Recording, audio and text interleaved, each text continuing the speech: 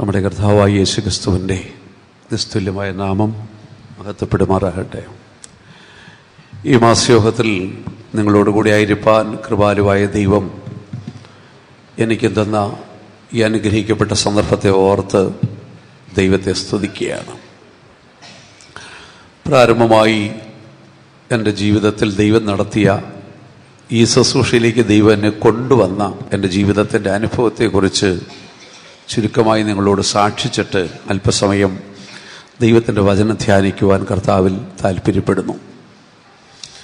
ഈ പെന്തക്കോസ്ത് വിശ്വാസ മാർഗത്തിൽ ജനിച്ചു വളരുവാനുള്ള ഭാഗ്യം എനിക്ക് കിട്ടി എന്നുള്ളതാണ് എൻ്റെ ജീവിതത്തിലെ ഏറ്റവും വലിയ സന്തോഷം. 11 വർഷം സൺഡേ സ്കൂൾ പഠിച്ച് സൺഡേ സ്കൂൾ ദൈവത്തിൻ്റെ വചനം പഠിക്കുവാനും തുടർന്ന് 3 വർഷം സൺഡേ സ്കൂൾ പഠിപ്പിക്കുവാനും കർത്താവ് എനിക്ക് കൃപയാൽ ഭാഗ്യം തന്നു. അതിനിടയിൽ എൻ്റെ പൊതുവിദ്യാഭ്യാസം കഴിഞ്ഞിട്ട് ജോലി തേടി ഞാൻ നോർത്ത് ഇന്ത്യയിലേക്ക് കടന്നു പോകാനിടയായി തീർന്നു. അവിടെ ചെന്ന് ജോലിയിൽ പ്രവേശിച്ചു. അതിനിടയിൽ മരണകരമായ ഒരു രോഗം എന്നെ പിടികൂടുവാനിടയായി തീർന്നു. ബാക്ടീരിയൽ മെനിഞ്ചൈറ്റിസ് എന്ന് പറയുന്ന ഒരു ഭയാനകമായ രോഗം എന്നെ പിടികൂടി. എൻ്റെ തലച്ചോറ് മുഴുവനും അണുക്കളാൽ നിറഞ്ഞ് മരണത്തോട് ഞാൻ അടുത്തുപോയി. ആർക്കും എന്നെ രക്ഷിക്കുവാൻ കഴിയാത്ത അവസ്ഥയിൽ ഞാൻ മരിക്കുമെന്ന് ഒരു ഘട്ടത്തിൽ എത്തി. ഈ രോഗം വന്ന് ഭേദമായാലും ഒരുപക്ഷെ നല്ല ഓർമ്മശക്തിയില്ലാതെ മന്ദബുദ്ധിയായിട്ടോ സംസാരശേഷിയില്ലാത്തതായിട്ടോ കേൾവിശക്തിയില്ലാത്തതായിട്ടോ കണ്ണിന് കാഴ്ചയില്ലാത്തൊരവസ്ഥയിലോ മാത്രമേ ഈ രോഗം വന്ന് ഭേദമായാലും ഒരു മനുഷ്യൻ സൗഖ്യമാകത്തുള്ളൂ. നമുക്കറിയാം, ഇംഗ്ലീഷ് സാഹിത്യത്തിലെ ഹെലൻ കെല്ലർ എന്ന് പറയുന്ന വിഖ്യാതയായൊരു കവിയുണ്ട്. ഹെലൻ കെല്ലറുടെ ബാല്യത്തിൽ അവൾക്ക് ബാധിച്ച രോഗം ഈ മെനിഞ്ചൈറ്റിസ് ആയിരുന്നു. പക്ഷെ സൗഖ്യമായപ്പോൾ അവൾക്ക് കണ്ണ് കാണുവാനോ ചെവി കേൾക്കുവാനോ സംസാരിക്കുവാനോ ശേഷിയില്ലാത്ത അവസ്ഥയായി. ആ ഭയങ്കരമായ രോഗത്തിന് ഞാനും അടിമപ്പെട്ടു. മരിക്കുമെന്നുള്ളത് ഉറപ്പിച്ചു. എൻ്റെ അന്ത്യാഭിലാഷം എൻ്റെ അരികിൽ വന്ന് ചോദിച്ചു, മാതാപിതാക്കളെ കാണണമോ എന്ന് ചോദിച്ചപ്പോൾ എനിക്ക് മാതാപിതാക്കളെ ഓർത്തെടുക്കുവാൻ കഴിയാത്തൊരവസ്ഥയായിരുന്നു. അതൊക്കെ പിന്നീട് ഒരു പറഞ്ഞപ്പോഴാണ് ഞാൻ അറിഞ്ഞത്.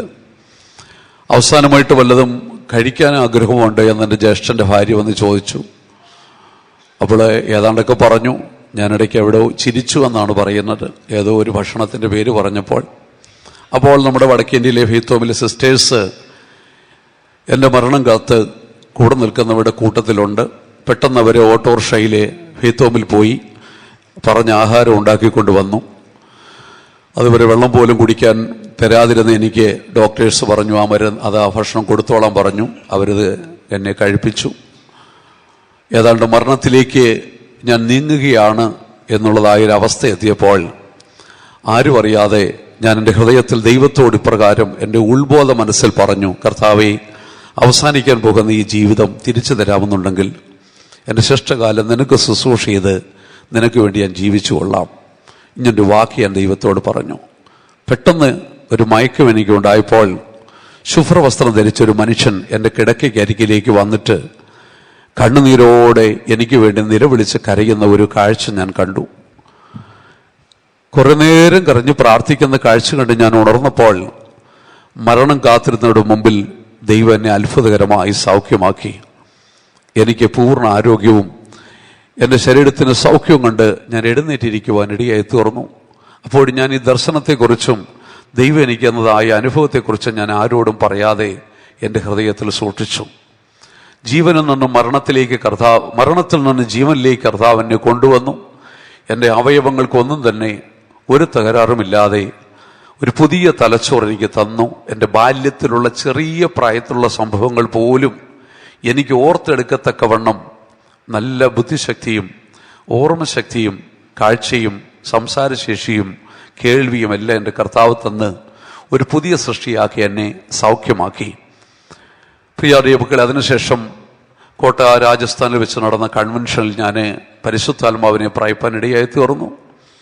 എന്നാലും എനിക്ക് ശുശ്രൂഷ ചെയ്യുവാനുള്ള ഒരു ധൈര്യവും ബലവും ഇല്ലായിരുന്നു. ഒരു ഭയങ്കരമായ ഭീതിയും ഭയവും അധൈര്യവും കലക്കും എൻ്റെ മനസ്സിലുണ്ടായിരുന്നുകൊണ്ട് വീണ്ടും ഞാൻ ജോലി തേടി കടന്നുപോയി. ജോലിയിൽ പ്രവേശിച്ചു. എങ്കിലും എൻ്റെ മനസ്സിൽ ശരിയായ ഒരു സ്വസ്ഥതയോ സമാധാനമോ ഇല്ലാതെ എൻ്റെ അന്തരാത്മാവിൽ ഒരു ഭയങ്കരമായ സംഘർഷം നിഴലിട്ടു.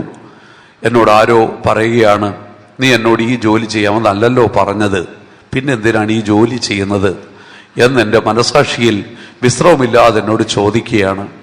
അവസാനം ഞാൻ മനസാക്ഷിയുടെ ആക്ഷേപ നിമിത്തം ഞാൻ അവിടെ തിരിച്ച് നാട്ടിലേക്ക് കടന്നു വന്നു. സുവിശേഷ വേല ചെയ്യണോ ചെയ്യണ്ടായോ? ഹൃദയത്തിനകത്ത് ഭയമുണ്ട്. എനിക്ക് സുവിശേഷ വേല ചെയ്യുവാൻ എൻ്റെ വീടും മാതാപിതാക്കളെയും സഹോദരങ്ങളെല്ലാം വിട്ട് വരുവാനുള്ള താല്പര്യക്കേടുണ്ട്. പക്ഷെ കർത്താവിനെ സൗഖ്യമാക്കി എന്നുള്ളത് യാഥാർത്ഥ്യമാണ്. ചെയ്യണോ ചെയ്യണ്ടായോ? വീണ്ടും 1-2 വർഷം ഞാൻ നാട്ടിൽ നിന്ന് എൻ്റെ ജോലിയോടുള്ള ബന്ധത്തിൽ ചില വിഷയങ്ങൾ എടുത്ത് ഞാൻ പഠിച്ചതിന് ശേഷം വീണ്ടും ഞാൻ ജോലി തേടി ബോംബെയിലേക്ക് കടന്നുപോയി. ഏകദേശം 2 കമ്പനിയിലായി 2.5 വർഷം ഞാൻ അവിടെ ജോലിയിൽ പ്രവേശിച്ചുവെങ്കിലും എൻ്റെ ഓഫീസ് കാര്യങ്ങളിലൊന്നും എനിക്ക് ശ്രദ്ധിക്കാൻ കഴിയാത്ത നിലവാരത്തിൽ എൻ്റെ മനസാക്ഷിയിൽ എന്നെ നിരന്തരമായി ഒരു ചോദ്യം വേട്ടയാടിക്കൊണ്ടിരിക്കുകയാണ്. നീ എന്നോട് പറഞ്ഞത് ഈ ജോലി ചെയ്യാമെന്നല്ലല്ലോ. ഈ ചോദ്യത്തിന് മുമ്പിൽ എനിക്ക് ഓഫീസ് കാര്യങ്ങൾ ശ്രദ്ധിക്കുവാനോ എൻ്റെ ജോലിയിൽ എനിക്ക് പൂർണ്ണമായി വിശ്വസ്തത പാലിക്കുവാനോ കഴിയാത്തൊരവസ്ഥയായി. ഞാൻ ഈ വിഷയങ്ങളൊന്നും ആരോടും ഷെയർ ചെയ്തില്ല. എൻ്റെ ജഡരക്തങ്ങളോടോ എൻ്റെ അമ്മയോടോ അപ്പനോടോ സഹോദരങ്ങളോടോ ഒന്നും പറഞ്ഞില്ല. ഒടുവിൽ ഞാൻ ആരോടും പറയാതെ ജോലി കളഞ്ഞിട്ട് നാട്ടിലേക്ക് കടന്നു വന്നു. സുവിശേഷ വേല ചെയ്യുന്നെങ്കിൽ വേല ചെയ്യാം, അല്ലെങ്കിൽ ദൈവത്തിൻ്റെ ഇഷ്ടം എന്തോ ആവട്ടെ, തീരുമാനമെടുക്കാൻ കഴിയാതെ ഞാൻ ഭവനത്തിൽ കടന്നു വന്നു. മുറിയിൽ കയറി രാത്രിയിൽ ഞാൻ ദൈവത്തോട് കരഞ്ഞു, കർത്താവേ, എന്താണ് എന്നെക്കുറിച്ചുള്ള ദൈവത്തിൻ്റെ ഹിതം? ഈ അവസ്ഥയിൽ 2 അനുഭവങ്ങൾ എനിക്കുണ്ടായി. ഒന്ന്, ഞാനൊരു ദർശനം കണ്ടു. ആ ദർശനത്തിലെ ഇപ്പോൾ കോട്ടയത്തിരിക്കുന്ന ചാക്കോപ്പച്ചനെ ഒരു നല്ല ഒരുക്കിയിരിക്കുന്ന നിലത്ത് ഒരു കർഷകന്റെ വേഷത്തിൽ നിന്നുകൊണ്ട് വിതവട്ടിയിൽ നിന്ന് ധാന്യങ്ങൾ വാരി വയലിൽ വിതയ്ക്കുകയാണ്. അപ്പോൾ ഞാൻ ആ വരമ്പിലൂടെ കടന്നു പോകുമ്പോൾ ചാക്കോപ്പച്ചനെ അടുത്തോട്ട് വിളിച്ചിട്ട് എൻ്റെ കയ്യിൽ ആ വിതവട്ടി തന്നിട്ട് വിതയ്ക്കുവാൻ എന്നോട് പറയുകയുണ്ടായി. ആ ദർശനം കണ്ടു. അതിനുശേഷം വീണ്ടും ഞാൻ കിടന്നുറങ്ങി. പിന്നീട് എൻ്റെ ജീവിതത്തിലുണ്ടായ അനുഭവം എന്ന് പറയുന്നത്, ഏതാണ്ടൊരു 3 മണിയായി കാണും വെളുപ്പാങ്കാലത്ത് ഒരു മനുഷ്യൻ എൻ്റെ അടുത്ത് വന്നു. അത് എനിക്ക് വ്യക്തമായിട്ട് അനുഭവിക്കുവാൻ സാധിച്ചു. എന്നോട് എഴുന്നേറ്റിരിക്കുവാൻ ആവശ്യപ്പെട്ടു. ഞാൻ എഴുന്നേറ്റ് കട്ടിലിരുന്നു. സക്കരിയ പ്രവാചകന്റെ പുസ്തകം 3-ാം അധ്യായം 6-7 വാക്യങ്ങൾ എടുത്ത് വായിക്കുവാൻ പറഞ്ഞു. ആ മനുഷ്യൻ അതിനുശേഷം എന്നെ വിട്ട് കടന്നുപോയി. പക്ഷെ ഞാൻ വായിച്ചില്ല, ഞാൻ കിടന്നുറങ്ങി. രാവിലെ എഴുന്നേറ്റപ്പോൾ എൻ്റെ മനസ്സിൽ ഭയങ്കരമായ ഒരു സ്വസ്ഥതയും സമാധാനവും ഉണ്ടായി. ഞാൻ ഓർത്തു, എന്താണ് എൻ്റെ മനസ്സിൻ്റെ ഭാരങ്ങൾ വിട്ടുപോയല്ലോ. പെട്ടെന്ന് ഞാൻ തലേന്ന് കണ്ട ദർശനവും എനിക്ക് ദൈവശബ്ദം കേട്ടതും എൻ്റെ അരികിൽ വന്ന ഒരാൾ ഇന്നതുപോലെ പറഞ്ഞത് ഞാൻ ഓർത്തു. ഞാൻ ഓടിച്ചെന്ന വചനമെടുത്ത് വായിച്ചപ്പോൾ അവിടെ എഴുതിയിരിക്കുന്നു, യഹോവയുടെ ദൂതൻ യോശുവയോട് സാക്ഷീകരിച്ച് എന്തെന്നാൽ, നീ എൻ്റെ വഴികളിൽ നടക്കുകയും എൻ്റെ കാര്യം നോക്കുകയും ചെയ്യാവുന്നുണ്ടെങ്കിൽ എൻ്റെ ആലയത്തെ നീ സൂക്ഷിക്കുകയും എൻ്റെ പ്രാകാരങ്ങളിൽ നീ സൂക്ഷിക്കുകയും നിനക്ക് ഈ നിൽക്കുന്ന വഴിയിൽ ഞാൻ ആഗമനം അനുവദിക്കുകയും ചെയ്യാം. ഈ വചനം എനിക്ക് കിട്ടിയപ്പോഴേ എനിക്ക് ഭയങ്കരമായ ധൈര്യമുണ്ടായി. എൻ്റെ മനസ്സിൽ പറഞ്ഞു, കർത്താവ് എന്നെ വിടുന്നില്ല, കർത്താവിൻ്റെ ശുശ്രൂഷയ്ക്ക് വേണ്ടിയുള്ള വിളിയാണ്. പക്ഷേ വിസ്മയകരമായ മറ്റൊരു അനുഭവം ഞാൻ പറയാം. പിന്നീട് ചാക്കോപ്പച്ചൻ തൻ്റെ ജീവിതത്തിലെ അനുഭവ സാക്ഷ്യം തിരുവല്ലയിൽ വെച്ച് പറഞ്ഞപ്പോഴാണ് ഞാൻ അറിയുന്നത്, ചാക്കോപ്പച്ചനെ കർത്താവിൻ്റെ വേലയ്ക്ക് വേണ്ടി ദൈവം വിളിച്ചതും ഇതേ വചനത്തിലൂടെയാണ് വിളിച്ചത് എന്നെനിക്ക് അറിയുവാൻ സാധിച്ചു. അതേ ദർശനവും അതേ വിളിയും എൻ്റെ ജീവിതത്തിലുണ്ടായി. എങ്കിലും എൻ്റെ മനസ്സിൽ ഭയങ്കരമായ ഒരു കലക്കം. ഞാൻ ഗിദെയോനെ പോലെ ദൈവത്തോട് ഒരു അടയാളം വെച്ചു. ഞാൻ ദൈവത്തോട് പറഞ്ഞു, കർത്താവേ, ഞാൻ എൻ്റെ വീട്ടിൽ ഇളയ മകനാണ്. എൻ്റെ അപ്പനെയും അമ്മയും സംരക്ഷിക്കേണ്ട ഉത്തരവാദിത്വം എനിക്കുണ്ട്. കുടുംബത്തിലെ വീട് ഞാൻ നോക്കി എൻ്റെ അപ്പനെയും അമ്മയും സംരക്ഷിച്ച് ഞാനിവിടെ ജീവിക്കും. എൻ്റെ ജ്യേഷ്ഠ സഹോദരന്മാർ വിദേശത്താണ്. ഒരു പക്ഷേ എൻ്റെ തൊട്ടുമൂത്ത ജ്യേഷ്ഠൻ വിദേശത്ത് ജോലി ചെയ്യുന്നു. താൻ എന്തെങ്കിലും ജോലിയില്ലാതെ നാട്ടിൽ വന്ന് അലയുന്ന ഒരവസ്ഥയുണ്ടായി. അങ്ങനെ ഒരു അവസ്ഥയിൽ താനായി തീർന്നാൽ ഞാൻ ഈ വീട് വിട്ട് ഇറങ്ങിക്കൊടുക്കാം. അല്ലെങ്കിൽ ഞാൻ വീട് നോക്കി എൻ്റെ അപ്പനെയും സംരക്ഷിച്ച് അമ്മയെ സംരക്ഷിച്ച് ഞാൻ ഈ വീട്ടിൽ ഒരു കുടുംബജീവിതം ചെയ്തുകൊണ്ട് ജീവിക്കും. അല്ലെങ്കിൽ ഞാൻ നിന്റെ വേലയ്ക്ക് ഇറങ്ങണമെന്നുണ്ടെങ്കിൽ എൻ്റെ ജ്യേഷ്ഠൻ ജോലിയില്ല, നാട്ടിൽ വരുന്നൊരവസ്ഥ ഉണ്ടാകണം. ഇത് ഞാൻ ദൈവത്തോടൊരു അടയാളമായി വെച്ചു. അത്ഭുതം എന്ന് പറയട്ടെ, ഞാൻ വളരെ ഭയത്തോട് പറയുന്നു, അടുത്ത ദിവസം എൻ്റെ ജ്യേഷ്ഠൻ ഗൾഫിൽ നിന്ന് വിളിച്ചിട്ട് പറഞ്ഞു, എന്നെ കമ്പനിയിൽ നിന്ന് ടെർമിനേറ്റ് ചെയ്തു, എന്നെ പിരിച്ചുവിട്ടിരിക്കുന്നു എന്ന് പറഞ്ഞിട്ട് ജോലിയില്ലാതെ അടുത്ത ദിവസം തന്നെ എൻ്റെ ജ്യേഷ്ഠൻ ഗൾഫിൽ നിന്ന് നാട്ടിലേക്ക് കയറി വരുവാൻ ഇടയായി തീർന്നു. അപ്പോൾ എനിക്ക് മനസ്സിലായി ദൈവം എന്നെ വിടത്തില്ല എന്ന് മനസ്സിലായി.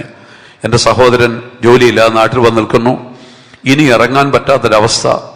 ഞാൻ സുവിശേഷ വേലയ്ക്ക് ഇറങ്ങാൻ തീരുമാനിച്ചു. കൊട്ടാരക്കര സെൻട്രൽ ഫെയ്ത്തോമിൽ ഡിസംബർ മാസത്തിൽ നടക്കുന്ന യൂത്ത് ക്യാമ്പിലെ ഞാൻ പോയി സംബന്ധിച്ചു. അവിടെ ഇരുന്നപ്പോഴേ കർത്താവെ എന്ത് വേണം, ഇറങ്ങണോ ഇറങ്ങണ്ടായോ, ഇറങ്ങണോ ഇറങ്ങണ്ടായോ, കലങ്ങിയ മനസ്സോടെ ഞാൻ ഇരിക്കുമ്പോൾ പെട്ടെന്നൊരു പ്രവചന ശബ്ദം ഉണ്ടായി. ആ പ്രവചന ശബ്ദത്തിലെ ഞാൻ ചില വർഷങ്ങൾക്കപ്പുറത്ത് നോർത്ത് ഇന്ത്യയിൽ വെച്ച് ദൈവത്തോട് പറഞ്ഞ, ഭൂമിയിൽ ആരോടും പങ്കിട്ടിട്ടില്ലാത്ത ആ വാക്ക് ഒരു അക്ഷരം പോലും തെറ്റാതെ തിരിച്ചു വിളിച്ചു ചോദിക്കുകയാണ്, എൻ്റെ ജീവനെ തിരിച്ചു തരാമെന്നുണ്ടെങ്കിൽ നിന്റെ ശുശ്രൂഷയെ നിനക്ക് വേണ്ടി ജീവിച്ചു കൊള്ളാമെന്ന് നീ അന്ന് എന്നോട് വാക്ക് തന്നിട്ട് ഇപ്പോൾ നീ എന്താണ് പിന്മാറുന്നത്? ഈ പ്രവചന ശബ്ദം കേട്ട് ഞാൻ വാവിട്ട് കരഞ്ഞു. ഞാൻ സമർപ്പിച്ചില്ല കർത്താവേ, ഇനി ഞാൻ പുറകോട്ടില്ല. അങ്ങനെ കർത്താവിന്റെ വേലയ്ക്ക് വേണ്ടി എന്നെ തന്നെ സമർപ്പിക്കുവാനും കർത്താവിന്റെ ഭവനത്തിലേക്ക് വിശുദ്ധന്മാരുടെ കൈക്കീഴിൽ ശുശ്രൂഷ ചെയ്യുവാൻ എന്നെ ഏൽപ്പിച്ചു കൊടുക്കുവാനും, അങ്ങനെ 97 ദൈവത്തിന്റെ വേലയ്ക്ക് വേണ്ടി എൻ്റെ ഭവനം വിട്ട് കർത്താവിന്റെ ശുശ്രൂഷയ്ക്ക് ഇറങ്ങി വരുവാനും ദൈവം സഹായിച്ചു. ഏറ്റവും സന്തോഷകരമായ മറ്റൊരു വിഷയം, ഞാൻ എൻ്റെ വീട് വിട്ട് ദൈവത്തിന്റെ ഭവനത്തിലേക്ക് ശുശ്രൂഷയ്ക്ക് വേണ്ടി ഇറങ്ങി പുറപ്പെട്ടതിൻ്റെ ആ ആഴ്ചയിൽ തന്നെ എൻ്റെ ജ്യേഷ്ഠനെ ഏത് കമ്പനിയിൽ നിന്നാണോ പിരിച്ചുവിട്ടത് ആ കമ്പനിക്കാർ തന്നെ വീണ്ടും തിരിച്ചു വിളിച്ചു. അവിടെ തന്നെ ജോലി കൊടുത്തു. ഇന്ന് 23 വർഷം കഴിഞ്ഞു. എൻ്റെ ജ്യേഷ്ഠൻ ആ കമ്പനിയിൽ തന്നെ ഇപ്പോഴും ജോലി തുറന്നുകൊണ്ടിരിക്കുന്നതായിട്ട് ഇരിക്കുകയാണ് ചെയ്യുന്നത്. കർത്താവിന്റെ ഭവനത്തിൽ ഞാൻ വന്നിട്ട് 23 വർഷങ്ങളായി. ദൈവം തന്റെ കൃപയാൽ ഇന്നുവരെ എന്നെ പുലർത്തി. വിവിധങ്ങളാകുന്ന കഷ്ടതകള്, പ്രയാസങ്ങള്, പരിശോധനകള്, ആക്സിഡന്റുകള്, മരണത്തിന്റെ പാതയിലൂടെ ഞാൻ കടന്നുപോയി. ഒരു സന്ദർഭമുണ്ട്, നിങ്ങൾ എല്ലാവർക്കും അറിയാമല്ലോ. 2 വർഷങ്ങൾക്കപ്പുറത്ത് ഞാൻ തിരുവല്ലയിലായിരിക്കുമ്പോൾ 2 പ്രാവശ്യം എനിക്ക് ഹാർട്ട് അറ്റാക്ക് ഉണ്ടായി. പക്ഷെ ദൈവം അവിടെ നിന്നെല്ലാം അത്ഭുതകരമായി എന്നെ വിടുവിച്ചു എന്ന് മാത്രമല്ല, ദൈവം എന്നോട് കൂടെ ഉണ്ടെന്ന് എനിക്ക് ദൈവം നേരിട്ട് ബോധ്യമാക്കി തരുന്ന അനുഭവങ്ങളും ഉണ്ടായി. ഒരനുഭവം മാത്രം ഞാൻ ഷെയർ ചെയ്യാം. എനിക്ക് ഹാർട്ട് അറ്റാക്ക് ആദ്യമായിട്ടുണ്ടാവുന്നത് ഞാൻ മേൽപ്പാടം സുവിശേഷ മീറ്റിംഗ് ബൈബിൾ സ്റ്റഡിയിൽ ബൈബിൾ ക്ലാസ് എടുത്തുകൊണ്ടിരിക്കുമ്പോഴാണ്. പക്ഷെ അത് അങ്ങനെയാണെന്ന് എനിക്ക് സ്ഥിരീകരിക്കുവാൻ എനിക്ക് അറിയുകയില്ലായിരുന്നു. ഹൃദയസ്തംഭനമാണെന്ന് അറിയില്ലായിരുന്നു. ആ ദിവസം എനിക്ക് ബൈബിൾ ക്ലാസ് എടുക്കാൻ കഴിഞ്ഞില്ല. അടുത്ത 2 ദിവസം വീണ്ടും ഞാൻ ബൈബിൾ ക്ലാസ് എടുത്തു. പക്ഷെ പിറ്റീട് അടുത്ത ഞായറാഴ്ച സഹായം നടത്തിക്കൊണ്ടിരിക്കുമ്പോൾ വീണ്ടും എനിക്ക് അറ്റാക്ക് ഉണ്ടായി. പക്ഷെ എനിക്ക് അറ്റാക്ക് ഉണ്ടാവുന്നതിന് 2 മണിക്കൂർ മുമ്പ് മറ്റൊരു സംഭവം ഉണ്ടായി. ആ സംഭവം എൻ്റെ സഭയിലെ വിശ്വാസി സ്വിറ്റ്സർലൻഡിലെ ജോലി സംബന്ധമായി കടന്നുപോയി. ആ സഹായത്തിന് സമയത്ത് തനിക്ക് ഫെയ്ത്തോം അടുത്തില്ലാത്തത് കൊണ്ട് താൻ മുറിയിലിരുന്ന് പ്രാർത്ഥിച്ചുകൊണ്ടിരിക്കുമ്പോൾ പെട്ടെന്ന് എനിക്കൊരു മയക്കമുണ്ടായി. ആ മയക്കത്തിൽ താൻ ഒരു ദർശനം കണ്ടു. ആ ദർശനത്തില് ഞാൻ പള്ളിപ്പാട് സഭയിൽ സഹായം നടത്തിക്കൊണ്ടിരിക്കുന്നു. പെട്ടെന്ന് എനിക്ക് ഹൃദയസ്തംഭനമുണ്ടായി. ഞാൻ കുഴഞ്ഞ് താഴേക്ക് വീഴുന്നു. പിന്നീട് താൻ കാണുന്ന എന്നെ എടുത്തുകൊണ്ടുപോയി ആരാധന ഹാളിൽ വെച്ച് ശുശ്രൂഷ നടത്തുന്നതും എൻ്റെ ബോഡി സെമിത്തേരിയിലേക്ക് കൊണ്ടുപോയി അടക്കുന്നതുമാണ്. അടക്കുവാൻ വേണ്ടി അവിടെ കൊണ്ടുചെന്ന് വെച്ചിരിക്കുന്നത് കണ്ടപ്പോൾ താൻ ആ മുഖത്തേക്ക് നോക്കിയപ്പോൾ എൻ്റെ മുഖം കണ്ടിട്ട് പെട്ടെന്ന് താൻ വിളിച്ചു വെച്ചു, ദൈവമേ, അച്ഛനെ ഇപ്പോൾ എടുക്കരുത്, പകരം എൻ്റെ ജീവനെ എടുത്തുകൊള്ളുക, പക്ഷെ തന്നെ ഞങ്ങൾക്ക് ആവശ്യമുണ്ട്, ഞങ്ങൾ തരത്തില്ല എന്ന് പറഞ്ഞു. താൻ പെട്ടെന്ന് സ്വപ്നം കണ്ട് ഞെട്ടി ഉണർന്നു. വാവിട്ട് നിലവിളിച്ച് ദൈവത്തോട് പക്ഷപാതം ചെയ്തു. ഈ ദർശനം കണ്ട് 1 മണിക്കൂർ കഴിഞ്ഞപ്പോൾ എനിക്ക് 2ാമത്തെ അറ്റാക്ക് ഉണ്ടായി. പ്രിയാധിക മക്കളെ, പക്ഷെ എനിക്ക് വേണ്ടി നിലവിളിക്കുവാൻ ഭൂഖണ്ഡാന്തരങ്ങൾക്കപ്പുറത്ത് ദൈവം തന്റെ ഒരു ദാസനെ എഴുന്നേൽപ്പിച്ച് നിർത്തി പ്രാർത്ഥിച്ചു. മരണത്തിൽ നിന്നും ജീവനിലേക്ക് വീണ്ടും എന്നെ കർത്താവ് കൊണ്ടുവന്നു. കർത്താവിന്റെ ശുശ്രൂഷയില് ഞാൻ കഴിഞ്ഞ 23-ാം തീയതി ഈ തിരുവനന്തപുരം സെന്ററിലേക്ക് കടന്നു വരുവാൻ ഇടയായി തീർന്നു. ഇവിടേക്ക് മാറി വരുമ്പോഴും എൻ്റെ മനസ്സിൽ ഭയങ്കരമായ ഭാരങ്ങളും പ്രയാസങ്ങളും ഉണ്ടായിരുന്നു. പക്ഷെ ദൈവം എനിക്കൊരു വചനം തന്നു. യെശയ്യാ പ്രവാചകന്റെ പുസ്തകം 42-ാം അധ്യായം ദൈവം എന്നോട് സംസാരിച്ചു. അവിടെ അതിന്റെ 16-ാം വാക്യത്തിലെ കർത്താവ് എന്നോട് ഇങ്ങനെ പറഞ്ഞു, ഞാൻ കുരുടന്മാരെ അവർ അറിയാത്ത വഴിയിൽ നടത്തും, അവർ അറിയാത്ത പാതകളിൽ അവരെ സഞ്ചരിക്കുമാറാകും. ഞാൻ അവിടെ മുമ്പിൽ ഇരുട്ടിനെ വെളിച്ചവും ദുർഘടങ്ങളെ സമഭൂമിയുമാക്കും. എന്റെ ദാസനല്ലാതെ കുരുടനാർ, ഞാൻ അയക്കുന്ന ദൂതനെ പോലെ ചെകിടനാർ, എന്റെ പ്രിയനെ പോലെ കുരുടനും യഹോവയുടെ ദാസനെ പോലെ അന്ധനുമായവനാർ. ഈ വചനം എന്നോട് കർത്താവ് സംസാരിച്ചു കഴിഞ്ഞതോടുകൂടെ ദൈവം എന്നെ വാസ്തവമായിട്ട് നടത്തുന്നു എനിക്ക് ബോധ്യമാകുകയും എൻ്റെ ഭാരങ്ങളെല്ലാം എന്നെ വിട്ടുപോയി. അങ്ങനെ ഞാൻ തിരുവനന്തപുരം സെൻട്രലിലേക്ക് കടന്നു വരുവാനും ഇപ്പോൾ ഞാൻ വെങ്കഞ്ഞിയിൽ കർത്താവിന്റെ ശുശ്രൂഷ ചെയ്തുകൊണ്ടിരിക്കുന്നു.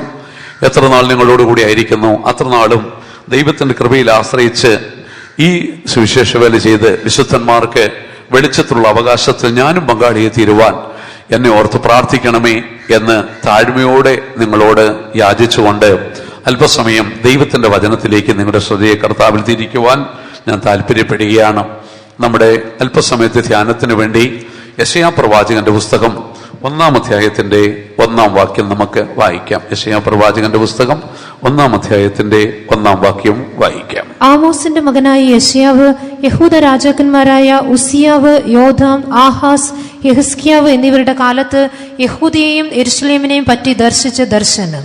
പ്രിയ മക്കളെ, യെശയ്യാവിന്റെ പ്രവചനത്തിന്റെ സല്യൂട്ടേഷൻ വാക്യമാണ് നമ്മൾ വായിച്ചു കേട്ടത്.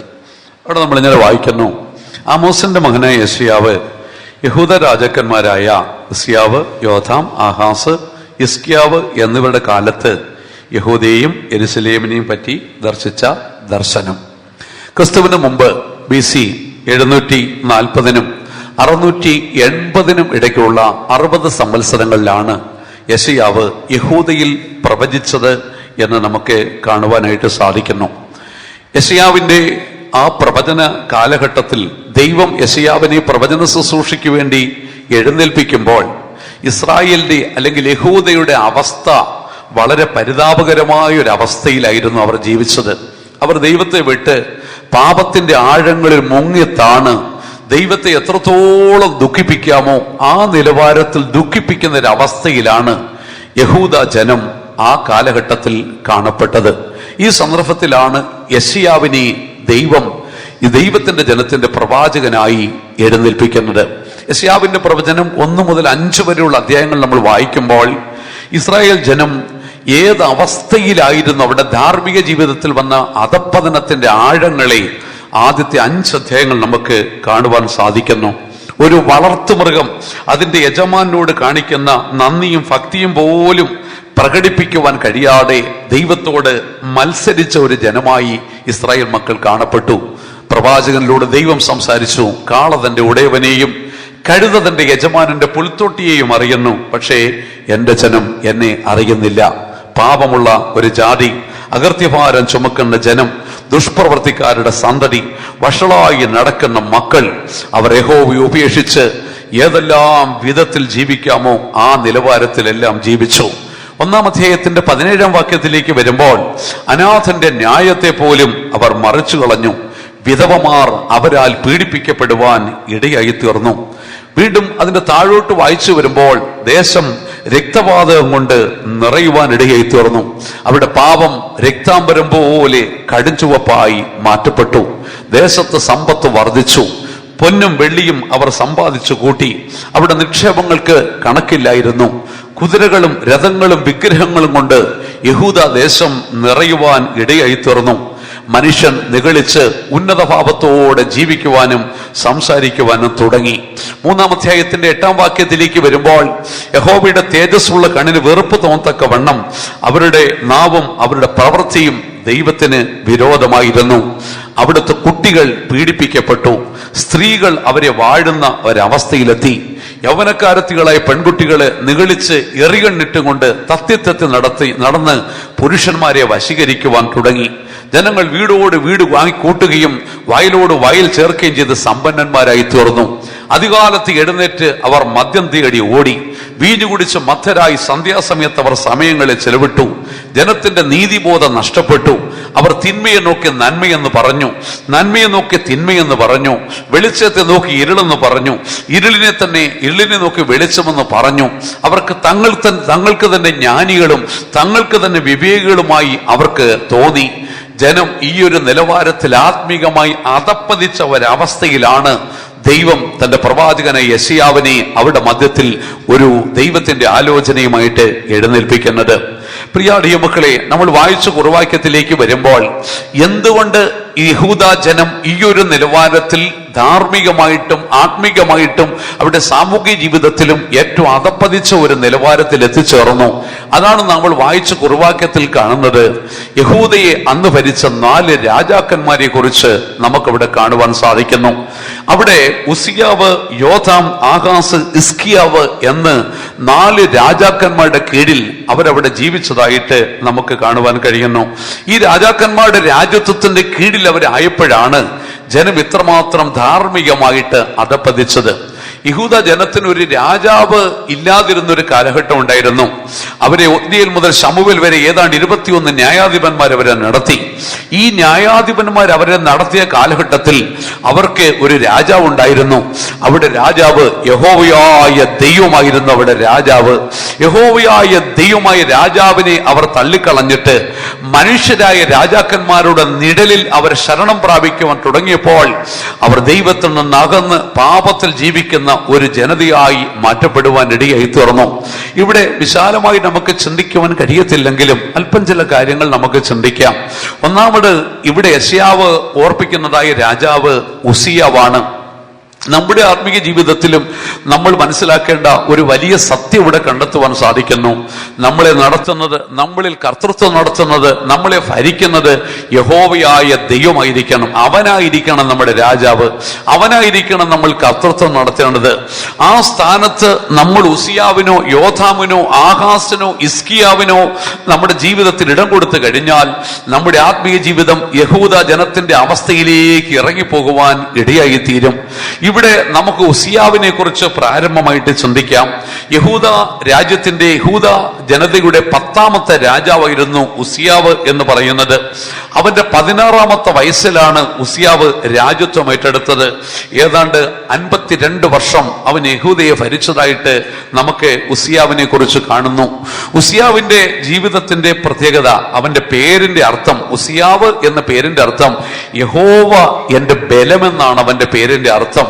പ്രിയ ദൈവമക്കളെ, യഹോവ എന്റെ ബലം എന്ന പേരിൽ ഉസിയാവ് ജീവിച്ചുവെങ്കിലും കാണപ്പെട്ടുവെങ്കിലും 2 ദിനവൃത്താന്തം 26-ാം അധ്യായം 16-ാം വാക്യത്തിലേക്ക് വരുമ്പോൾ ഉസിയാവിനെ കുറിച്ച് നമ്മൾ വായിക്കുന്നത്, അവൻ ബലവാനായി തീർന്നപ്പോൾ അവന്റെ നാശത്തിന് വേണ്ടി അവന്റെ ഹൃദയം നെഗളിച്ചു എന്നാണ് വായിക്കുന്നത്.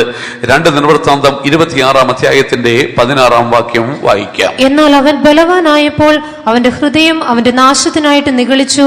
അവൻ തന്റെ ദൈവമായ യഹോവയോട് കുറ്റം ചെയ്തു ധൂപപീഠത്തിന്മേൽ ധൂപം കാട്ടി. മക്കളെ, ഇവിടെ യഹോവ എന്റെ ബലം എന്ന പേരാണ് അവന് നൽകപ്പെട്ടത്. പക്ഷേ ദൈവം അവനെ അനുഗ്രഹിച്ചു. അവൻ ബലവാനായി തീർന്നപ്പോൾ അവന്റെ ഹൃദയം അവന്റെ നാശത്തിന് വേണ്ടി നിഗളിച്ചു. എന്നെ കേൾക്കുന്ന പ്രിയപ്പെട്ട സഹോദരി സഹോദരന്മാരെ, ഇങ്ങനെ ഒരു രാജാവ് ഒരിക്കലും നമ്മൾ കർത്തൃത്വം നടത്തുവാൻ ഇടയായി തീരരുത്. അവൻ ബലവാനായി തീർന്നപ്പോൾ അവന്റെ നാശത്തിന് വേണ്ടി അവന്റെ ഹൃദയം നിഗളിച്ചു. അവൻ ബലവാനായി തീരുവാൻ കാരണമുണ്ട്. അവന്റെ ബാല്യകാലം വളരെ അനുഗ്രഹിക്കപ്പെട്ടതായിരുന്നു. 2 ദിനവൃത്താന്തം 26-ാം അധ്യായത്തിന്റെ 5-ാം വാക്യത്തിലേക്ക് വരുമ്പോൾ അവന്റെ ബാല്യത്തിൽ, അവന്റെ പ്രാരംഭ കാലഘട്ടത്തില് അവനെ ദൈവഭയത്തിൽ ഉപദേശിച്ച് നടത്തുവാൻ സക്കരിയ പുരോഹിതനുണ്ടായിരുന്നു. സക്കരിയ പുരോഹിതൻ ദൈവഭയത്തിൽ അവനെ ഉപദേശിച്ച് നടത്തി. ആ ഉപദേശപ്രകാരം യഹോവയെ അന്വേഷിച്ച കാലത്തൊക്കെയും ദൈവം അവനെ അനുഗ്രഹിക്കുവാൻ ഇടയായി തീർന്നു. എന്നാൽ അവൻ അനുഗ്രഹിച്ച് ബലവാനും അവൻ ശക്തനും ആയി തീർന്നപ്പോൾ അവൻ എന്ത് ചെയ്തു? അവൻ ദൈവത്തെ ഉപേക്ഷിക്കുവാൻ ഇടയായി തീർന്നു. ദൈവത്തെ അന്വേഷിച്ച കാലഘട്ടത്തിലൊക്കെയും സക്കരിയ പുരോഹിതന്റെ ഉപദേശം കേട്ട് അതിനനുസരിച്ച് ജീവിച്ച കാലഘട്ടത്തില് ദൈവം അവനെ അനുഗ്രഹിച്ചു, അഭിവൃദ്ധി കൊടുത്തു. ആ കാലഘട്ടത്തില് യഹൂദയുടെ അവസ്ഥ എന്ന് പറയുമ്പോൾ സാമ്പത്തികമായ അഭിവൃദ്ധി ഉണ്ടായി, രാജ്യം വിശാലമായി തീരുവാൻ തുടങ്ങി, പട്ടണങ്ങൾ പണിതുറപ്പിക്കുവാൻ ഇടയായി തീർന്നു, യുദ്ധങ്ങൾ ജയിച്ച് ശത്രുക്കളെ തോൽപ്പിച്ചു, കാർഷികമായ രാജ്യം അഭിവൃദ്ധി പ്രാപിച്ചു. ഇസ്രായേലിലും യഹൂദയും തമ്മിലുള്ള യുദ്ധങ്ങൾ അവസാനിച്ച് അവർ സമാധാനത്തിലേക്ക് കടന്നു വരുവാൻ ഇടയായി തീർന്നു. യഹൂദയുടെ ഇടിഞ്ഞുകിടക്കുന്ന മതിലുകളെല്ലാം പണിയുവാൻ ഇടയായി തീർന്നു. പക്ഷേ അവർ ഈ നിലവാരത്തിൽ അനുഗ്രഹിക്കപ്പെട്ടപ്പോൾ അവന്റെ ഹൃദയം നാശത്തിന് വേണ്ടി നെഗളിക്കുവാൻ ഇടയായി തീർന്നു. എന്നെ കേൾക്കുന്ന പ്രിയപ്പെട്ട ദൈവമക്കളെ, ദൈവത്തെ വിളിച്ച് കരഞ്ഞ് കണ്ണുനീരൊഴുക്കുന്ന ഒരു കാലഘട്ടത്തില് ഒരുപക്ഷെ ദൈവം തമ്പുരാൻ നമ്മളെ മാനിക്കും. നമ്മുടെ പിതാക്കന്മാരുടെ നിലവിളി, അവരുടെ കണ്ണുനീര്, അവരുടെ പ്രാർത്ഥന, ഒരുപക്ഷെ തലമുറകളായി നമ്മൾ അനുഭവിക്കുന്ന നന്മകളുടെ അനുഗ്രഹങ്ങളുടെ ഒക്കെ രഹസ്യം നമ്മുടെ പിതാക്കന്മാരുടെ നിലവിളികളായിരിക്കും, കണ്ണുനീരായിരിക്കും. ദൈവഭയത്തിൽ അവർ ജീവിച്ച ആ നന്മയുടെ അനുഗ്രഹങ്ങളാണ് അനുഭവിക്കുന്നത്. ഒരുപക്ഷെ ആ നിലവാരത്തിൽ നമ്മൾ ജീവിക്കുന്ന കാലഘട്ടത്തിലൊക്കെയും ദൈവം തമ്പുരാൻ നമ്മെ അനുഗ്രഹിച്ചു, അപവൃത്തിപ്പെടുത്തിയിട്ടുണ്ട്, അനുഗ്രഹങ്ങൾ പ്രാപിക്കുവാൻ കഴിഞ്ഞിട്ടുണ്ട്. പക്ഷെ പലപ്പോഴും പിന്നീട് സംഭവിക്കുന്നത്, അനുഗ്രഹിക്കപ്പെട്ട് ഒന്നുമില്ലായ്മയിൽ നിന്ന് ദൈവം സകലത്തെയും കൊടുത്ത് അവർക്ക് പാർക്കുവാൻ വീടുകളും അവർക്ക് ജീവസന്ധാരണത്തിന് ആവശ്യമായ മാർഗങ്ങളും നല്ല തൊഴിലും അവർക്ക് മനോഹരമായിട്ടുള്ള യാത്ര ചെയ്യാനുള്ള വാഹനങ്ങളും സമൂഹത്തിലെ മാന്യമായൊരു നിലയും എല്ലാം കൊടുത്തു കഴിയുമ്പോൾ, അവർ ബലവാനായി കഴിയുമ്പോൾ അവരുടെ ഹൃദയം നിഗളിച്ചു പോകുന്ന അവസ്ഥയാണ് പലരിലും കാണുവാൻ കഴിയുന്നത്. ഇസ്രായേൽ മക്കളെ മിസ്രയീമിൽ നിന്ന് വിടുവിച്ച് വാഗ്ദത്ത ദേശമായി കനാൻ ദേശത്തേക്ക് കൊണ്ടുവരുന്നു. കനാൻ ദേശം എന്ന് പറയുമ്പോൾ ഒന്നിനും ബുദ്ധിമുട്ടില്ലാത്തതും സുഭിക്ഷമായി ഉപജീവനം കഴിയാവുന്നതും മലകളിൽ നിന്നും താമരം വെട്ടിയെടുക്കുന്നതും അത്തിവൃക്ഷവും ഗോതമ്പും മുന്തിരിവള്ളി യവവും ഉള്ളതും മലകളിൽ നിന്ന് നീരൊഴുക്കുകളുള്ളതും ഒരു ബുദ്ധിമുട്ടുമില്ലാത്ത ദേശം. അവരെ അവിടെ ചെന്നപ്പോൾ എല്ലാം നല്ല വസ്തുക്കളും നിറഞ്ഞ വീടുകള്, അവർ വെട്ടിയുണ്ടാക്കാത്ത തോട്ടങ്ങള്, കിണറുകള്, അവർ നട്ടുണ്ടാക്കാത്ത തോട്ടങ്ങള്, എല്ലാ സമൃദ്ധി അവർക്ക് കൊടുത്തു. പക്ഷെ ദൈവം ഒരു പ്രമാണം അവർക്ക് കൊടുത്തിരുന്നു. അവർക്ക് കൊടുത്ത പ്രമാണം ആവർത്തന പുസ്തകം 8-ാം അധ്യായത്തിന്റെ 10 മുതലുള്ള വാക്യങ്ങൾ വായിച്ചു വരുമ്പോൾ ദൈവം അവരോട് പറഞ്ഞു, നീ ഇതൊക്കെ അനുഭവിച്ചു. നീ ഈ നട്ടുണ്ടാക്കാത്ത തോട്ടങ്ങളും നീ കിഴിച്ചുണ്ടാക്കാത്ത കിണറുകളും എല്ലാ നല്ല വസ്തുക്കളും നിറഞ്ഞ വീടുകളും ഇവിടുത്തെ ഗോതമ്പും മുന്തിരിവള്ളി യവവും അത്തിവൃക്ഷവും മാതളും എല്ലാം നീ അനുഭവിച്ചോ. പക്ഷേ നീ ഇതൊക്കെ അനുഭവിച്ച് ഭക്ഷിച്ച് തൃപ്തി പ്രാപിച്ചു കഴിയുമ്പോൾ ദൈവം ഇതൊക്കെയും നിനക്ക് തന്നു. ദൈവം നിനക്ക് തന്ന ഈ നല്ല ദേശത്തെ ഓർത്ത് ദൈവത്തിന് സ്തോത്രം ചെയ്യണം, ദൈവത്തെ സ്തുതിക്കുന്നവനായിരിക്കണം. ദൈവത്തെ മറന്ന് എന്റെ കൈയുടെ ബലവും എന്റെ ശക്തിയും കൊണ്ട് ഇതൊക്കെ ഉണ്ടാക്കിയെന്ന് നിന്റെ ഹൃദയത്തിൽ പോലും നീ പറയാതിരിക്കുവാൻ നീ സൂക്ഷിച്ചുകൊള്ളണം. ഈ ഒരു വ്യവസ്ഥ കൊടുത്തിട്ടാണ് ഇസ്രായേൽ മക്കളെ കനാൻ ദേശത്തേക്ക് കൊണ്ടുവന്ന് അവിടെ പാർപ്പിച്ചത്. അവർ കനാൻ ദേശത്ത് വന്നു, അവിടുത്തെ കനാന്യ ജാതികളെ നിഗ്രഹിച്ചു, കനാന്യ രാജാക്കന്മാരെ ഒടുക്കി, ദേശം യോശുവയുടെ നേതൃത്വത്തിൽ പിടിച്ചെടുത്തു, ചീട്ടിട്ട് വിഭാഗിച്ചു കൊടുത്തു. എല്ലാ സുഖ സൗകര്യങ്ങളും അനുഭവിച്ച് അവർ ജീവിച്ചു പോരുമ്പോൾ പിന്നീട് നമുക്ക് കാണുവാൻ സാധിക്കുന്നത് അവിടെ ഹൃദയം അവിടെ നാശത്തിന് വേണ്ടി നിഗളിക്കുവാൻ തുടങ്ങി. നെഹമ്യാവിന്റെ പുസ്തകം 9-ാം അധ്യായം 25-ാം വാക്യത്തിലേക്ക് നമ്മൾ കടന്നു വരുമ്പോൾ ഉസിയാവ് അവരെ ഭരിക്കുന്ന ഒരവസ്ഥ നമുക്ക് കാണുവാൻ സാധിക്കുന്നു. അവിടെ നമ്മൾ വായിക്കുന്നത് നെഹമ്യാവ് 9-ന്റെ-25-ാം വാക്യം വായിച്ചു. അവർ ഉറപ്പുള്ള പട്ടണങ്ങളും പുഷ്ടിയുള്ള ദേശവും പിടിച്ച് എല്ലാ നല്ല വസ്തുക്കളും നിറഞ്ഞ വീടുകളും വെട്ടിയുണ്ടാക്കിയ കിണറുകളും മുന്തിരിത്തോട്ടങ്ങളും ഒലിവ് തോട്ടങ്ങളും അനവധി ഫലവൃക്ഷങ്ങളും കൈവശമാക്കി അവർ തിന്ന് തൃപ്തിപ്പെട്ട് പുഷ്ടിയുള്ളവരായി നിന്റെ വലിയ നന്മയിൽ സുഖിച്ചുകൊണ്ടിരുന്നു. അവർ വലിയ നന്മയിൽ സുഖിച്ചുകൊണ്ടിരുന്നുവെന്നാണ് വായിക്കുന്നത്. ദൈവത്തെ സ്തുതിക്കേണ്ടതിന് പകരം, ദൈവത്തെ ആരാധിക്കേണ്ടതിന് പകരം ഈ നന്മകളെല്ലാം അനുഭവിച്ചവർ സുഖിച്ചുകൊണ്ട് ജീവിച്ചു. പ്രിയ മക്കളെ, ഇസ്രായേലിന് പ്രമാണം കൊടുക്കുമ്പോൾ ആവർത്തന പുസ്തകം 28-ാം അധ്യായത്തിൽ ഒരു വ്യവസ്ഥ ദൈവം കൊടുത്തിട്ടുണ്ടായിരുന്നു. സകല വസ്തുക്കളുടെയും സമൃദ്ധി ഹേതുവായി നല്ല ഹൃദയ സന്തോഷത്തോടും ഉന്മേഷത്തോടും നീ ദൈവത്തെ സ്തുതിച്ചില്ല എന്നുണ്ടെങ്കിൽ നിനക്ക് നേരെ വരുന്ന ശത്രുക്കളെ നീ അരിഷ്ടതയോടും വിശപ്പോടും ദാരിദ്ര്യത്തോടും കൂടെ സേവിക്കേണ്ട വരും എന്ന് ഒരു വ്യവസ്ഥ അവർക്ക് കൊടുത്തിരുന്നു. പ്രിയ മക്കളെ, സംഭവിച്ചതുണ്ട്. ദൈവം കൊടുത്ത നന്മയില് ദൈവത്തെ സ്തുതിച്ച്, ദൈവത്തെ ആരാധിച്ച്, ദൈവത്തെ മഹത്വപ്പെടുത്തി ദൈവസന്നിധിയിൽ താഴ്ന്ന് ജീവിക്കേണ്ടതിന് പകരം അവരാ നന്മ അനുഭവിച്ച് സുഖിച്ചു സുഖലോലുപരായി ജീവിച്ചു. ആകയാൽ സംഭവിച്ചത്, ദൈവം അവരെ വീണ്ടും ബാബേലിലേക്ക് 70 സംവത്സരം അടിമകളാക്കി അയക്കുന്ന നമുക്ക് കാണുവാനായിട്ട് സാധിക്കും. നമ്മുടെ ജീവിതത്തിൽ വലിയൊരു പാഠം ഇതിലൂടെ മനസ്സിലാക്കണം. ഉസിയാവിന്റെ ആത്മാവ് ഒരിക്കലും നമ്മളെ ഭരിക്കരുത്. ദൈവം തമ്പുരാൻ ഇല്ലായ്മയിൽ നിന്ന് സകലം നമുക്ക് തന്നു. കരഞ്ഞിട്ടുള്ള കണ്ണുനീരൊഴുക്കിയിട്ടുള്ള നമ്മുടെ പിതാക്കന്മാരുടെ കണ്ണുനീര് കണ്ട് ഒരുപക്ഷെ നമ്മുടെ നിലവിളി കേട്ട് നമ്മുടെ കുഞ്ഞുങ്ങളെ അനുഗ്രഹിച്ചിട്ടുണ്ട്, നമുക്ക് ജീവസന്ധാരണത്തിന് വേണ്ടിയുള്ള എല്ലാം തന്നിട്ടുണ്ട്. പക്ഷെ ദൈവത്തെ മറന്ന് ഒരിക്കലും നമ്മൾ ബലവാനായി തീരുമ്പോൾ നമ്മുടെ ഹൃദയം നിഗളിച്ച് ദൈവത്തെ ത്യജിച്ചു കളയുവാൻ ഇടയായി തീരരുത്. ഉസിയാവിന് സംഭവിച്ചതുണ്ട്. അവൻ ബലവാനായി തീർന്നപ്പോൾ അവന്റെ നാശത്തിന് വേണ്ടി ഹൃദയം നിഗളിച്ചു. അവൻ പുരോഹിതന്മാരെ പോലും വകവെക്കാതെ യഹോവയുടെ ആലയത്തിന്റെ വിശുദ്ധ സ്ഥലത്ത്, വിശുദ്ധ മന്ദിരത്തിൽ ചെന്ന് ധൂപം കാട്ടുവാൻ അവൻ ധൈര്യപ്പെട്ടു. അസരിയ പുരോഹിതനും കൂടെയുള്ള 80 പേരും പുറകെ ചെന്നിട്ട് പറഞ്ഞു, രാജാവേ, നിനക്കിത് മാനമായിരിക്കത്തില്ല, നിന്നെ ഇത് ഏൽപ്പിച്ചിട്ടില്ല, ഇത് പുരോഹിതന്മാരാണ് ചെയ്യേണ്ടത്. ധൂപകലശം കയ്യിൽ പിടിച്ചുകൊണ്ട് അവനെ പുരോഹിതന്മാരോട് കോപിച്ചു. അവർ നോക്കിക്കൊണ്ട് നിൽക്കുമ്പോൾ അവന്റെ നെറ്റിയിൽ കുഷ്ഠം പൊങ്ങി. അവർ അവനെ പിടിച്ചു കെട്ടി പാളയത്തിന് പുറത്തു കൊണ്ടുപോയി. എന്നെ കേൾക്കുന്ന പ്രിയപ്പെട്ട ദൈവമക്കളെ, ഒരു മനുഷ്യന്റെ വീഴ്ചയുടെ ആഴം, അതിന്റെ അധപ്പതനത്തിന്റെ ആഴം എത്രമാത്രമാണ് നമ്മുടെ ജീവിതത്തിലൂടെ പഠിക്കുവാൻ നമ്മെ സഹായിക്കുകയാണ് ചെയ്യുന്നത്. 2 ദിനവൃത്താന്തം 26-21 വാക്യത്തിലേക്ക് വരുമ്പോൾ, അവൻ ജീവപര്യന്തം കുഷ്ഠരോഗിയായി പിന്നീട് ജീവിക്കേണ്ട അവസ്ഥ അവന്റെ ജീവിതത്തിൽ ഉണ്ടായി. അതുകൊണ്ട് തിരുവെഴുത്ത് നമ്മെ ഓർപ്പിക്കുന്നത്, ഒരിക്കലും ഉസിയാവിന്റെ ആത്മാവ് നമ്മെ ഭരിക്കുവാൻ ഇടയായിത്തീരരുത്. അനേകരുടെ ജീവിതത്തിലും നാശത്തിന്, തകർച്ചയ്ക്ക്, വീഴ്ചയ്ക്ക്, അധപ്പതനത്തിന് കാരണമാവുന്നത് ഉസിയാവിന്റെ ആത്മാവാണ്. ദൈവം ഒന്നുമില്ലായ്മെന്ന് അനുഗ്രഹിക്കുമ്പോൾ അവിടെ ഹൃദയം അവിടെ നാശത്തിന് വേണ്ടി ഗർവിക്കുന്നതും നിഗളിക്കുന്നതും കാണുവാൻ സാധിക്കുന്നു. അതുകൊണ്ടാണ് സദൃശവാക്യം 16-ാം അധ്യായത്തിന്റെ 18-ാം വാക്യത്തിൽ നമ്മൾ വായിക്കുന്നത്, നാശത്തിന് മുമ്പേ ഒരു മനുഷ്യന്റെ ഹൃദയം നിഗളിക്കുന്നു എന്നാണ് പറഞ്ഞിരിക്കുന്നത്.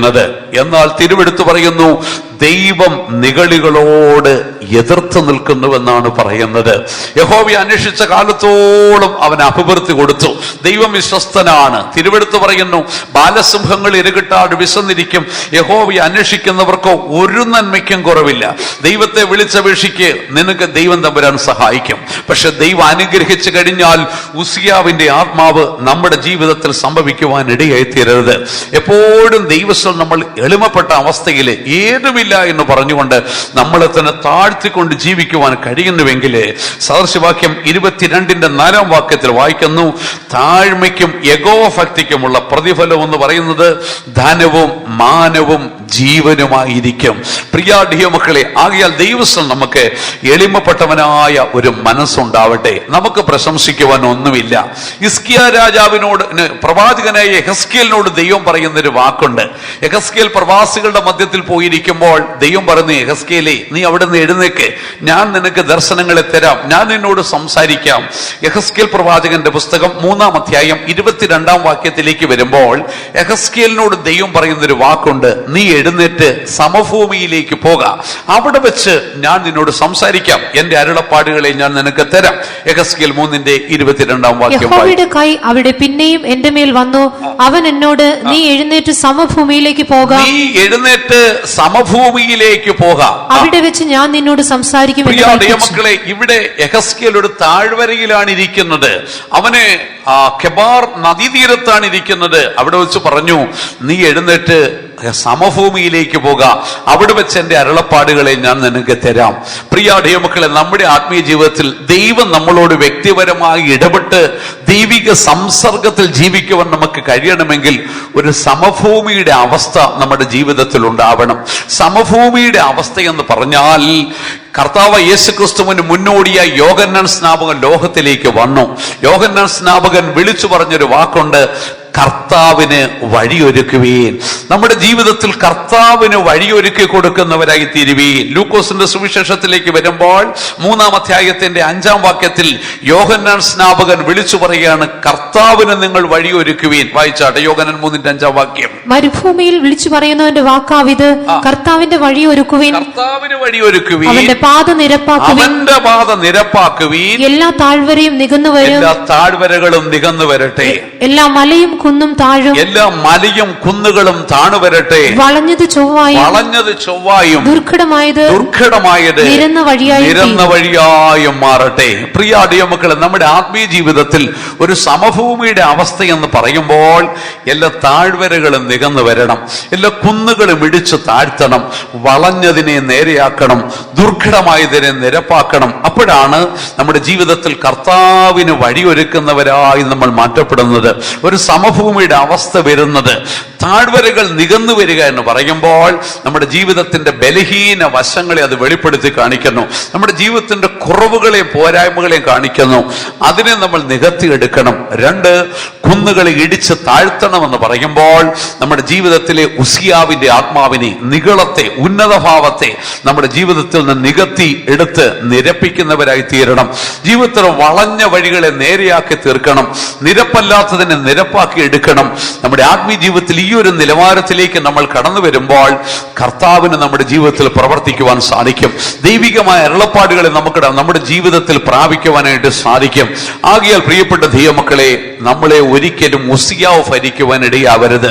നിഗളത്തിന്റെ ആത്മാവ്, ഉന്നത ഭാവത്തിന്റെ ആത്മാവ്, സ്വയത്തിന്റെ ആത്മാവ് നമ്മെ ഭരിക്കുവാൻ ഇടയാവരുത്. യഹൂദയെ ഭരിച്ച 2ാമത്തെ രാജാവിനെ കുറിച്ച് നമ്മൾ വായിക്കുന്ന കുർവാക്യത്തിലേക്ക് വരുമ്പോൾ കാണുവാൻ സാധിക്കുന്നു. ഉസിയാവിന് ശേഷം യഹൂദയെ ഭരിച്ചത് യോഥാമാകുന്നുവെന്ന് കാണുന്നു. യോഥാമിനെ കുറിച്ച് നമുക്കറിയാം. യഹൂദയുടെ 11ാമത്തെ രാജാവാണ് യോഥാം എന്ന് പറയുന്നത്. അവന്റെ 25ാമത്തെ വയസ്സിലാണ് യോഥാം ചുമതലയേറ്റ് അധികാരമേറ്റ് രാജ്യത്വം പ്രാപിച്ചത്. പക്ഷെ അവൻ നല്ലവനായിരുന്നു കേട്ടോ. അവന് ദൈവത്തിന് വേണ്ടി ഒരുപാട് നല്ല കാര്യങ്ങളൊക്കെ ചെയ്തു. പക്ഷെ ഒരു കുഴപ്പം, അവൻ പേത്തോമിൽ പോകത്തില്ല, പള്ളിയിൽ കയറത്തില്ല, ആരാധനയ്ക്ക് പോകത്തില്ല. ഇതായിരുന്നു അവന്റെ തകരാറെന്ന് പറഞ്ഞിരിക്കുന്നത്. ജീവിതത്തിൽ അലസതയും മടിയും അവനെ പിടികൂടി. 2 ദിനവൃത്താന്തം 27-ാം അധ്യായത്തിന്റെ 2ാം വാക്യത്തിലേക്ക് വരുമ്പോൾ അവനെ കുറിച്ച്, യോഥാമിനെ കുറിച്ച് നമുക്ക് അവിടെ കാണുവാൻ സാധിക്കുന്നു. 2 ദിനവൃത്താന്തം 27-ന്റെ 2ാം വാക്യം വായിച്ചാട്ടെ. അവൻ തന്റെ അപ്പനായ ഉസിയാവ് ചെയ്തതുപോലെ ഒക്കെയും യഹോവയ്ക്ക് പ്രസാദമായുള്ളത് ചെയ്തു. എങ്കിലും യഹോവയുടെ ആലയത്തിലേക്ക് അവൻ കടന്നില്ല. യഹോവയുടെ ആലയത്തിലേക്ക് കടന്നില്ല. ജനമോ വഷളത്വം പ്രവർത്തിച്ചു. മക്കളെ, ജനമോ വഷളത്വം പ്രവർത്തിച്ചുകൊണ്ടിരുന്നു. യോഥാമിന്റെ ആത്മാവ് ഒരിക്കൽ പോലും നമ്മളെ പിടികൂടരുത്. എന്താണ് യോഥാമിന്റെ ആത്മാവ്? അവൻ നല്ല കാര്യങ്ങളൊക്കെ ചെയ്തു, പക്ഷേ ദൈവത്തിന്റെ ആലയത്തിലേക്ക് കടന്നില്ല. അതുകൊണ്ട് എന്ത് സംഭവിച്ചു? ജനം വഷളത്വം പ്രവർത്തിച്ച് ജീവിക്കുവാനിടയായി തീർന്നു. പ്രിയ ദൈവമക്കളെ, യോഥാം എന്ന പേരിന്റെ അർത്ഥം യഹോവ നേരുള്ളവൻ എന്നാണ്. യഹോവ നേരുള്ളവൻ. പക്ഷേ എല്ലാം ശരി തന്നെയാണ്. ദൈവത്തിന് വേണ്ടി ചെയ്യേണ്ടതൊക്കെ ചെയ്യുന്നുണ്ട്. ആരാധനയ്ക്ക് കൊടുക്കേണ്ടത് കൊടുക്കും, ദശാംശം കൊടുക്കുന്നുണ്ട്, കൺവെൻഷൻ വന്നാൽ ചെയ്യേണ്ടത് ചെയ്യും, ബാക്കി കാര്യങ്ങളൊക്കെ ശരിയാണ്. പക്ഷേ ദൈവത്തിന്റെ ആലയത്തിലേക്ക് കടന്നില്ല. പ്രാർത്ഥിക്കുന്ന കാര്യത്തിൽ താല്പര്യമില്ല. ഉപവാസ പ്രാർത്ഥനയ്ക്ക് പോകുവാൻ താല്പര്യമില്ല. സഭായോഗങ്ങൾക്ക് പോകുവാൻ താല്പര്യമില്ല. ആരാധനയിൽ സംബന്ധിക്കുവാൻ അലസത, മടി. അതിന്റെ പിന്നിൽ എന്ത് സംഭവിക്കുന്നു? ജനമോ വഷളത്വം പ്രവർത്തിച്ച് ജീവിക്കുന്നു. ഇന്ന് അനേക കുടുംബങ്ങളുടെ തലമുറകൾ വഷളായി പോകുവാൻ കാരണം പിതാക്കന്മാരിൽ പിടികൂടിയിരിക്കുന്ന യോഥാമിന്റെ ആത്മാവാകുന്നു. അവർ ദൈവത്തെ അറിയേണ്ട വിധത്തിൽ അറിയുന്നില്ല, ആരാധിക്കേണ്ട വിധത്തിൽ ആരാധിക്കുന്നില്ല, ദൈവത്തിൽ ഉപവസിക്കേണ്ട വിധത്തിലും പ്രാർത്ഥിക്കേണ്ട വിധത്തിലും ആയിത്തീരേണ്ട വിധത്തിലും ആയിത്തീരുന്നില്ല. ചെയ്യേണ്ടതൊക്കെ ചെയ്യുന്നു. അവർ വിശ്വാസവീടെന്ന് വെച്ചാൽ വലിയ കാര്യമാണ്. അവർക്ക് കിട്ടുന്ന ദശാംശം കൊണ്ട് കൊടുക്കും, കാഴ്ചകൾ കൊണ്ട് കൊടുക്കും, ആദ്യഫലങ്ങൾ കൊണ്ട് കൊടുക്കും, കൺവെൻഷന് സഹായിക്കും. പക്ഷേ ആലയത്തിലേക്ക് കടക്കത്തില്ല. പ്രാർത്ഥിക്കുവാൻ താല്പര്യമില്ല, മാസയോഗത്തിന് പോകാൻ താല്പര്യമില്ല, സഹായകത്തിന് പോകുവാൻ താല്പര്യമില്ല, പിന്നെ ദൈവസന്നിധിയിൽ കടന്നുപോയി പ്രാർത്ഥിക്കുവാൻ താല്പര്യമില്ല. ഇത് ഒരു ആത്മാവാണെന്ന് കാണുവാൻ സാധിക്കുന്നു. വ്യക്തിപരമായി ദൈവവുമായിട്ട് ബന്ധമില്ല.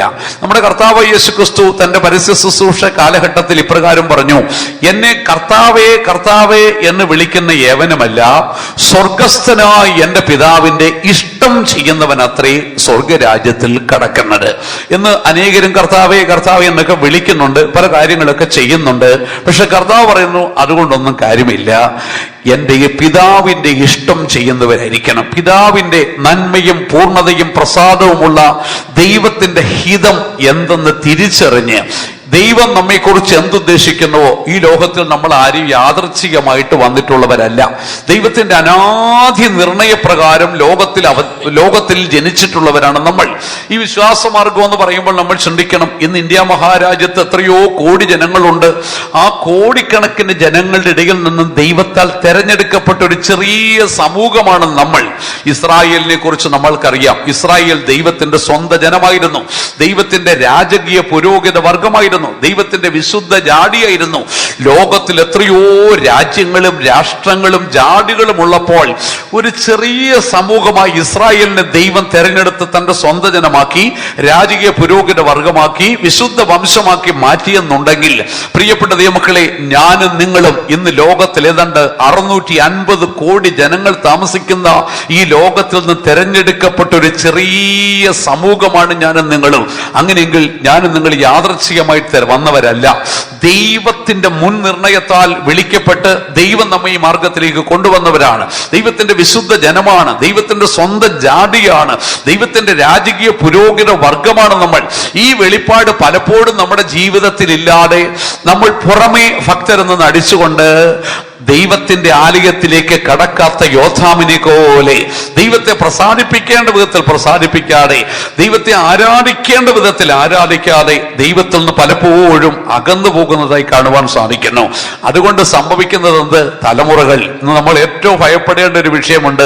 പെന്തക്കോസ്തിന്റെ 4-ാമത്തെ 5-ാമത്തെയും തലമുറകളിലേക്ക് നമ്മൾ വന്നുകൊണ്ടിരിക്കുക. ഈ 4-ാമത്തെ 5-ാമത്തെയും തലമുറകളിലേക്ക് വരുമ്പോൾ പെന്തക്കോസ്തിന്റെ മൂല്യങ്ങൾ അവരിൽ കാണുവാൻ സാധിക്കുന്നില്ല. പാസ്റ്റർ പോൾ ആരാണെന്ന് ചോദിച്ചാൽ പോലും അറിയാൻ വയ്യാത്തൊരവസ്ഥയിലേക്ക് വന്നുകൊണ്ടിരിക്കുകയാണ്. പ്രാരംഭകാല വിശ്വസ്തന്മാരെ ഒന്നും കണ്ടിട്ടില്ലാത്തവരോ അറിഞ്ഞിട്ടില്ലാത്തവരോ അവരാരാണെന്ന് ചോദിച്ചാൽ അവർക്ക് അറിയാത്ത ഒരു നിലവാരത്തിലേക്ക് വന്നുകൊണ്ടിരിക്കുക. അപ്പോസ്തല ഉപദേശത്തെക്കുറിച്ച് അവർക്ക് അറിവില്ല, അവർക്ക് ആദിമകാലത്തെ അനുഭവങ്ങൾ അറിവില്ല, വിശുദ്ധന്മാരെ അറിയില്ല. ഈ ഒരു കാലഘട്ടത്തിലേക്ക് തലമുറകൾ വന്നുകൊണ്ടിരിക്കുമ്പോൾ പ്രിയപ്പെട്ട സഹോദരി സഹോദരന്മാരെ, യോദ്ധാമിന്റെ ആത്മാവ് നമ്മെ പിടികൂടരുത്. യോദ്ധാം ഒരിക്കലും നമ്മെ ഭരിക്കുവാൻ ഇടയായിത്തീരരുത്. നമ്മുടെ തലമുറകൾക്ക് വേണ്ടി നമുക്ക് ചെയ്യുവാൻ കഴിയാവുന്ന ഏറ്റവും നല്ല കാര്യം അവരെ ദൈവത്തിങ്കിലേക്ക് അടുപ്പിക്കുക, കൂട്ടായ്മയോട് അടുപ്പിക്കുക, വിശുദ്ധന്മാരോട് അടുപ്പിക്കുക. അവർക്ക് അപ്പോസ്തലിക ഉപദേശത്തെക്കുറിച്ച് പറഞ്ഞ് മനസ്സിലാക്കി കൊടുക്കുക, പഴയ വിശുദ്ധന്മാരുടെ അനുഭവങ്ങളെ പറഞ്ഞ് മനസ്സിലാക്കി കൊടുക്കുക. ആ അനുഭവത്തിൽ അവരെ വളർത്തിയെടുത്തു കഴിഞ്ഞാൽ ഒരിക്കലും അവർ വഷളായി പോകുവാനിടയായി തീരത്തില്ല. യോദ്ധാമിന്റെ കാലഘട്ടത്തില് അവൻ ദൈവത്തിന് ചെയ്യേണ്ടതൊക്കെ ചെയ്തുവെങ്കിലും ആലയത്തിൽ കടന്നില്ല.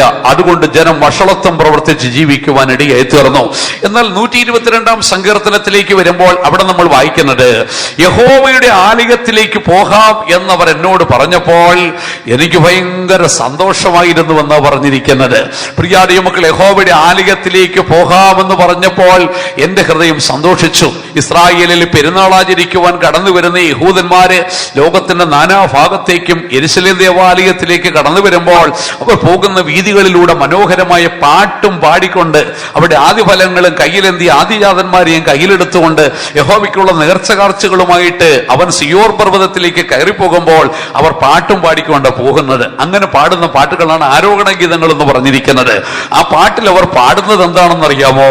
യഹോവയുടെ ആലയത്തിലേക്ക് പോകാം എന്ന് പറഞ്ഞപ്പോൾ എന്റെ ഹൃദയം സന്തോഷിച്ചു. പ്രിയാടിയ മക്കളെ, നമ്മുടെ ആത്മീയ ജീവിതത്തിൽ ദൈവത്തിന്റെ ആലയവുമായിട്ട്, വിശുദ്ധന്മാരുടെ കൂട്ടായ്മയുമായിട്ട്, അപ്പോസ്തോലിക കൂട്ടായ്മയുമായിട്ട് ഒരു ബന്ധത്തിൽ നമ്മൾ ജീവിക്കുന്നവരായിരിക്കണം. നമ്മുടെ തലമുറകളെ ആ നിലവാരത്തിൽ അഭ്യസിപ്പിച്ച് എടുക്കുന്നവരായിരിക്കണം. ഇല്ലെങ്കിൽ യോദ്ധാമിന്റെ കാലത്ത് സംഭവിച്ച ഒരവസ്ഥയിലേക്ക് നമ്മുടെ ജനം ആയിത്തീരുവാൻ ഇടയായിത്തീരും. എബ്രായ ലേഖനം 10-ാം അധ്യായത്തിന്റെ 24-ാം വാക്യത്തിൽ വിശുദ്ധ പൗലോസ് പ്രത്യേകമായിട്ട് എടുത്ത് നമ്മെ ഓർപ്പിക്കുന്നു, ചിലർ ചെയ്യുന്നത് പോലെ വിശുദ്ധ സഭായോഗങ്ങളെ ഉപേക്ഷിയായി വിചാരിക്കരുത് എന്ന്. പലയിടത്ത് സംഭവിക്കുന്നത്, വിശുദ്ധ സഭായോഗങ്ങൾക്ക് പലരും വരുന്നെങ്കിൽ വരും, ഏതെങ്കിലും സമയത്ത് വരും, ചിലപ്പോൾ വരുന്നില്ലെങ്കിൽ പോലും പലരും അറിയുന്നില്ല. മുൻകാലങ്ങളിൽ അങ്ങനെ ആയിരുന്നില്ല. ഒരു വ്യക്തി സഭായകത്തിന് വരുന്നില്ലെങ്കിൽ ഫെയ്ത്തോമിൽ വിളിച്ചറിയിക്കും, ചായ സഭായത്തിന് വരാൻ പറ്റത്തില്ല. എന്തിനേറെ പറയുന്നു, അത്യാവശ്യമായൊരു കാര്യത്തിന് നേരത്തെ ഫെയ്ത്തോമില് സഭായത്തിനിടയ്ക്കൊന്ന് പോകണമെങ്കിൽ പോലും വിശുദ്ധന്മാരെ വിളിച്ചറിയിക്കും, ഇന്ന് എനിക്ക് അല്പം നേരത്തെ പോകണം. ഇന്ന് ആ കാലമൊക്കെ മാറിക്കൊണ്ടിരിക്കുന്ന ഒരു അവസ്ഥയിലാണ് ഞാനും നിങ്ങളും എത്തി നിൽക്കുന്നത്.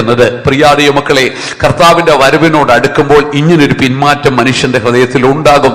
അതാ പറയുന്നത്, നാൾ സമീപമാകുന്നുവെന്ന് അറിയും തോറും ഇത് അധികമായി നിങ്ങൾ ചെയ്യണം. എന്ത്? സഭായോഗങ്ങളെ ഉപേക്ഷയായി വിചാരിക്കാതെ ദൈവത്തോടടുത്ത് പ്രാർത്ഥിച്ച് ദൈവവുമായിട്ട് കൂട്ടായ്മയുമായിട്ടും വിശുദ്ധന്മാരുമായിട്ടും ഉപദേശവുമായിട്ടുള്ള ബന്ധത്തിൽ നമ്മൾ ജീവിക്കുന്നവരായിരിക്കണം. ഇല്ലെങ്കിൽ യോദ്ധാമിന്റെ ആത്മാവ് നമ്മുടെ ജീവിതത്തെ പ്രവർത്തിക്കുവാൻ, ഭരിക്കുവാൻ ഇടയായിത്തീരും. ആകയാൽ പ്രിയപ്പെട്ട സഹോദരി സഹോദരന്മാരെ, നമ്മുടെ കർത്താവിന്റെ വരവിനോട് അടുത്തിരിക്കുന്ന ഈ കാലഘട്ടത്തിൽ ഒരിക്കലും ഉസിയാവിന്റെ ആത്മാവ് നമ്മെ ഭരിക്കരുത്, ഒരിക്കലും യോഥാമിന്റെ ആത്മാവ് നമ്മെ ഭരിക്കുവാൻ ഇടയായിത്തീരരുത്. മൂന്നാമത് നമുക്ക് കാണുവാൻ സാധിക്കുന്നത് യഹൂദയെ ഭരിച്ച മൂന്നാമത്തെ രാജാവ് ആഹാസ് ആണെന്ന് കാണുവാൻ സാധിക്കുന്നു. ആഹാസിനെ കുറിച്ച് നമുക്ക് പഠിക്കുമ്പോൾ അവന്റെ 20ാമത്തെ വയസ്സിലാണ് ആഹാസ് യഹൂദയുടെ രാജാവായിട്ട് അധികാരമേൽക്കുന്നത്. ഏതാണ്ട് 16 വർഷം അവന് രാജ്യം ഭരിച്ചതായി നമുക്ക് കാണുവാൻ സാധിക്കുന്നു. പക്ഷേ അവനിൽ വ്യാപരിച്ച ആത്മാവെന്ന് പറയുന്നത് ഒരു സ്വയത്തിന്റെ ആത്മാവ് ആഹാസിൽ ഭരിച്ചതായിട്ട് നമുക്ക് കാണുവാൻ സാധിക്കുന്നു. അവന്റെ പേരിന്റെ അർത്ഥം, ആഹാസ് എന്ന പേരിന്റെ അർത്ഥം കൈവശക്കാരൻ എന്നാണ്. പക്ഷെ അവന് വ്യാപരിച്ചത് സ്വയത്തിന്റെ ആത്മാവ എന്ന് വെച്ച് കഴിഞ്ഞാൽ അവിടെ പിതാക്കന്മാരായ ദാവീദിന്റെ വഴികൾ നടക്കാതെ ദൈവത്തെ എത്രത്തോളം ദുഃഖിപ്പിക്കാമോ അത്രത്തോളം അവൻ ദുഃഖിപ്പിച്ചു. അങ്ങനെ ഒരു രാജാവാണ് ആഹാസ് എന്ന്. ദൈവത്തെ എത്രത്തോളം ദുഃഖിപ്പിക്കാമോ അത്രത്തോളം ദുഃഖിപ്പിച്ചു. എന്തുകൊണ്ടാ കാരണം എന്നറിയാമോ? അവന്റെ അപ്പനെ യോഥാമിന്റെ പിൻതലമുറ പിന്നീട് വന്നപ്പോൾ, ആഹാസ് വന്നപ്പോൾ ദൈവത്തെ ദുഃഖിപ്പിക്കുന്ന ഒരു തലമുറയായി യഹൂദയുടെ രാജാവായിട്ട് അവൻ മാറ്റപ്പെടുവാൻ ഇടയായി തീർന്നു. 2 നിവൃത്താന്തം 28ന്റെ 24-ാം വാക്യത്തിലേക്ക് വരുമ്പോൾ അവൻ ദേവാലയത്തിലെ ഉപകരണങ്ങൾ എടുത്ത് ഉടച്ചു കളഞ്ഞു എന്ന് പറഞ്ഞിരിക്കുന്നു. ദൈവത്തിന്റെ ആലയത്തിലെ ഉപകരണങ്ങൾ എടുത്തിട്ട് അവൻ ഉടച്ചു കളഞ്ഞു. അതിന് 21-ാം വാക്യത്തിലേക്ക് വരുമ്പോൾ യഹോവയുടെ ആലയത്തിലെ ഉപകരണങ്ങൾ അവൻ കവർന്നെടുത്ത് അവൻ അശൂർ രാജാവിന് കൊണ്ടു ചെന്ന് കൊടുത്തു. നോക്കിക്കൊള്ളണം, ജാതീയ രാജാവായ അശൂരിന് കൊണ്ടു ചെന്ന് യഹോവയുടെ ആലയത്തിലെ വിശുദ്ധ ഉപകരണങ്ങൾ കൊണ്ടുചെന്ന് അവൻ കൊടുത്തു. അടുത്തതായി അവൻ ചെയ്യുന്നത്, അവൻ മണ്ഡപത്തിന്റെ വാതിലുകൾ അടച്ചു കളഞ്ഞു, മുഖമണ്ഡപത്തിന്റെ വാതിലുകൾ അടച്ചു കളഞ്ഞു, വിളക്കുകൾ കെടുത്തി, ദൈവത്തിന് ധൂപം കാട്ടുന്നത് അവൻ നിരോധിച്ചു, ഹോമയാഗം കഴിക്കാതെയിരുന്നു. അതിനുശേഷം അവൻ ചെയ്തത്, അവൻ അശൂർ രാജാവായി തിഗ്ലത് പിലേസറിനെ കാണുവാൻ ചെന്നപ്പോൾ ദമ്മശേക്കിലെ അന്യദേവന്മാരുടെ ഒരു യാഗപീഠം അവൻ കണ്ടു. ആ യാഗപീഠം കണ്ടപ്പോൾ അവൻ ഇഷ്ടപ്പെട്ടു, അന്യദേവന്മാരുടെ യാഗപീഠം. ഇവൻ അത് കണ്ടിട്ട് അതിന്റെ അളവും നീളവും വീതിയും എല്ലാ ഡിസൈൻ എല്ലാം കണ്ടിട്ട് അവന് യഹൂദയിലെ പുരോഹിതനെ അറിയിച്ചു, ഞാൻ അവിടെ വരും മുമ്പ് ഇതുപോലൊരു യാഗപീഠം ഉണ്ടാക്കണം. എന്നിട്ട് അവൻ ദമ്മശേക്കിലെ അശൂർ രാജാവിന്റെ, അശൂര്യരുടെ ജാതികളുടെ യാഗപീഠത്തിന്റെ അതേ അളവിൽ അതേ ഡിസൈനിൽ ഒരു യാഗപീഠം ഉണ്ടാക്കിയിട്ട് അവൻ തിരിച്ച് യഹൂദയിൽ വരുന്നതിന് മുമ്പിട്ട് ആ യാഗപീഠത്തിന്റെ പണി പുരോഹിതന്മാരെ കൊണ്ട് പൂർത്തീകരിച്ചിട്ട് യവൻ ചെയ്ത വേല എന്തെന്നറിയാമോ? യഹോവയുടെ ആലയത്തിൽ മോശമെടുത്ത താമ്രയാഗപീഠം എടുത്ത് ഇളക്കി മാറ്റിയിട്ട് അതിനെ വടക്കുവശത്ത് കൊണ്ടുവച്ചിട്ട് ഈ യാഗപീഠം അവനെ അവിടെ കൊണ്ടുവച്ചു. അന്യദേവന്മാരുടെ യാഗപീഠം യഹോവയുടെ ആലയത്തിൽ കൊണ്ടുവച്ചു. പ്രിയ ദൈവമക്കളെ ചിന്തിക്കണം, ഇത്ര മോശമായൊരു തലമുറ വളർന്നു വരാൻ കാരണമെന്ത്? യോഥാമിൽ ഈ ഒരു അലസതയുടെ ആത്മാവ് പിടികൂടിയപ്പോൾ മനസ്സിലാക്കിക്കൊള്ളണം, ആഹാസ് ആ നിലവാരത്തിലേ വരത്തുള്ളൂ. തലമുറകളെ ഓർത്ത് കരയുന്നവരായിരിക്കണം, പ്രാർത്ഥിക്കുന്നവരായിരിക്കണം. ചിലപ്പോൾ ഒരു വഴി ഒരു മനുഷ്യന് ചൊവ്വായി തോന്നും, പക്ഷെ അതിന്റെ അവസാനമോ മരണത്തിലേക്കുള്ള വഴികളായിരിക്കും. ആകയാൽ എന്നെ കേൾക്കുന്ന ദൈവമക്കളെ, ആകാശിന്റെ ആത്മാവ് ഒരിക്കലും നമ്മെ ഭരിക്കാതെ ദൈവത്തെ പൂർണ്ണ ഹൃദയത്തോടെ പൂർണ്ണ മനസ്സോടെ ദൈവത്തെ അന്വേഷിക്കുന്നവരായി തീരണം. തിരുവെടുത്ത് പറയുന്നു, സ്വന്തം വിവേകത്തിൽ ഊന്നരുത്. ഇന്ന് പലരും സ്വന്തം വിവേകത്തിലൂന്നി അവരുടെ ബുദ്ധിപ്രകാരം താല്പര്യപ്രകാരം ദൈവത്തെ ആരാധിക്കുകയാണ്. മറിച്ച് സ്വന്തം വിവേകത്തിൽ ഊന്നാതെ പിതാക്കന്മാർ കാണിച്ചു തന്ന മാതൃക പ്രകാരം, ഉപദേശപ്രകാരം നമുക്ക് ജീവിക്കാം, തലമുറകളെ വളർത്തിയെടുക്കാം. ജാതികൾ തങ്ങളുടെ വ്യർത്ഥബുദ്ധി അനുസരിച്ച് നടക്കുന്നത് പോലെ നിങ്ങൾ ഒരിക്കലും നടക്കരുതെന്ന് വിശുദ്ധ പൗലോസ് എഫെസോസ് സഭയ്ക്ക് പറയുകയാണ്. അവർ അന്ധബുദ്ധികളാണ്, അജ്ഞാനികളാണ്, ഹൃദയകാഠിന്യം സംഭവിച്ചവരാണ്, അവരെങ്ങനെയും നടക്കും. ദൈവത്തിന്റെ മക്കളെ, നിങ്ങൾ ഒരിക്കലും അങ്ങനെ നടക്കരുത്. വിശുദ്ധ പത്രോസും ഓർപ്പിക്കുന്നു, കാമാർത്തികളിലും മോഹങ്ങളിലും വീഞ്ഞുകുടിയിലും വെറുക്കൂത്തുകളിലും ധർമ്മവിരുദ്ധമായി വിഗ്രഹാരാധനയിലും നടന്നുകൊണ്ട് ജാതികളുടെ ഇഷ്ടം പ്രവർത്തിച്ച് കാലം പോക്കിയത് മതി എന്ന് വെക്കുവീൻ. കാരണം ഇതിനൊക്കെ കണക്ക് ബോധിപ്പിക്കേണ്ടി വരും. പ്രിയ ദൈവമക്കളെ, നമ്മുടെ തലമുറകളെ അനുഗ്രഹിക്കപ്പെട്ട ഒരു തലമുറയായി വളർത്തിയെടുക്കണം. ദൈവ ദൈവത്തിന്റെ വഴി വിട്ട് ഒരിക്കലും ജീവിക്കുന്നവരായി തീരരുത്. ആഹാസിന്റെ ആത്മാവ് ഒരിക്കലും നമ്മെ ഭരിക്കരുത്. ഒരിക്കലും ആഹാസ് നമ്മൾ കർത്തൃത്വം നടത്തുവാൻ ഇടയായി തീരരുത്.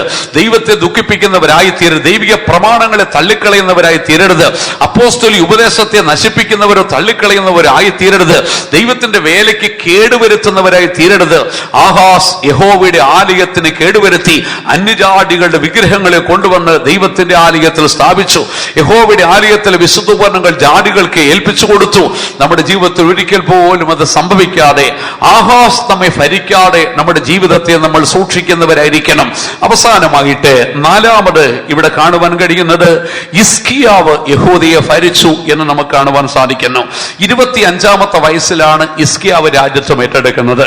29 സംവത്സരം അവനെ രാജ്യത്തെ ഭരിച്ചു. ഹിസ്കിയാവിനെ കുറിച്ച് പറയുമ്പോൾ ഹിസ്കിയാവ് ഒരു നല്ല രാജാവായിരുന്നു. പക്ഷേ ഒരു കുഴപ്പമുണ്ട്, നല്ലവനായിരുന്നു. കാര്യം അവന് ആഹാസ് ചെയ്തതിനൊക്കെ പരിഹാരം വരുത്തി. മണ്ഡപത്തിന്റെ വാതിലുകൾ തുറന്നു, യഹോവയുടെ ആലയത്തിന്റെ അറ്റകുറ്റം തീർത്തു, അഹമെല്ലാം വെടിപ്പാക്കി വിശദീകരിച്ചു, വിഗ്രഹാരാധനയെല്ലാം മാറ്റി, പൂജാഗിരികളൊക്കെ നീക്കി, എല്ലാം ചെയ്തുവെങ്കിലും യവനിൽ വ്യാപരിച്ചൊരാത്മാവ് സ്വയനീതിയുടെ ആത്മാവായിരുന്നു. അവനെ തന്നെ നീതീകരിക്കുന്ന ഒരു ആത്മാവ് ഭരിക്കുവാൻ ഇടയായി തീർന്നു. അത് വെളിപ്പെട്ട് വന്നത് എപ്പോഴാണെന്നറിയാമോ? യെശയ്യാ 38-ന്റെ 1-ാം വാക്യത്തിലേക്ക് വരുമ്പോൾ ഹിസ്കിയാവിന് മരിക്കത്തക്ക ഒരു രോഗം പിടിപെട്ടു. ഈ സന്ദർഭത്തിൽ ദൈവം തന്റെ പ്രവാചകനെ യെശയ്യാവിനെ എഴുന്നേൽപ്പിച്ചിട്ട് ഹിസ്കിയാവിനോട് പറഞ്ഞു, ഹിസ്കിയാവേ, നിന്റെ ഗ്രഹകാര്യം ക്രമപ്പെടുത്തിക്കോ, നീ മരിക്കും നിശ്ചയമെന്ന് പറഞ്ഞു. പക്ഷെ ഈ സമയത്ത് ഹിസ്കിയാവ് തയ്യാറായില്ല, മരിക്കുവാൻ ഒരുങ്ങിയില്ല, അവന്റെ ജീവിതത്തെ ക്രമപ്പെടുത്തുവാൻ തയ്യാറായില്ല. മറിച്ച് അവൻ സ്വയനീതി കാണിക്കുകയാണ്. അവൻ ദൈവത്തിൽ ചെന്ന് കരയുകയാണ്. ചുവരിന് നേരെ മുഖം തിരിച്ചു പറഞ്ഞു, കർത്താവേ, ഞാൻ തിരുമുമ്പിൽ ഏകാഗ്രതയോടും നിർമ്മലതയോടും നടന്ന് നിനക്ക് പ്രസാദമുള്ളത് ചെയ്തുവെന്ന് ഓർക്കണമേ. അവൻ ചെയ്തിട്ടുള്ളതും ദൈവത്തിന് വേണ്ടി പ്രവർത്തിച്ചിട്ടുള്ളതും ഓരോന്ന് ഏറ്റുപറഞ്ഞ് അവനെ തന്നെ നീതീകരിച്ച്, കർത്താവേ, ഞാൻ ഇങ്ങനെയായിരുന്നു ഓർക്കണമേ എന്ന് പറഞ്ഞവൻ കരയുകയാണ് ചെയ്യുന്നത്. പ്രിയാടിയ മക്കളെ, ഹിസ്കിയാവ് ദൈവസന്നിധിയിൽ സ്വയം നീതീകരിച്ചു. ദൈവം അവനോട് പറഞ്ഞു, നീ നിന്റെ ഗ്രഹകാര്യം ക്രമപ്പെടുത്ത്, ഇല്ലെങ്കിൽ നീ മരിക്കാൻ പോവുകയാണ്. പക്ഷെ അവൻ അതിന് തയ്യാറായില്ല. അവന്റെ ജീവിതത്തിൽ അവൻ ചെയ്തിട്ടുള്ള നന്മകളെല്ലാം എണ്ണിപ്പറഞ്ഞ് ഇന്നത് ചെയ്തുവെന്ന് ഓർക്കണമേ എന്ന് പറഞ്ഞ് സ്വയം നീതീകരിക്കുകയാണ് ചെയ്തത്.